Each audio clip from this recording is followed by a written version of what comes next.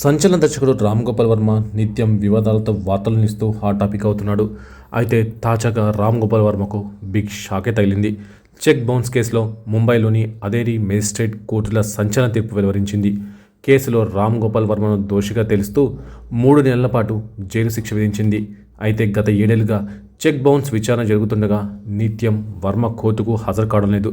దీంతో ఆగ్రహించిన కోర్టు ఆయనపై non bailable warrant జారీ చేసింది.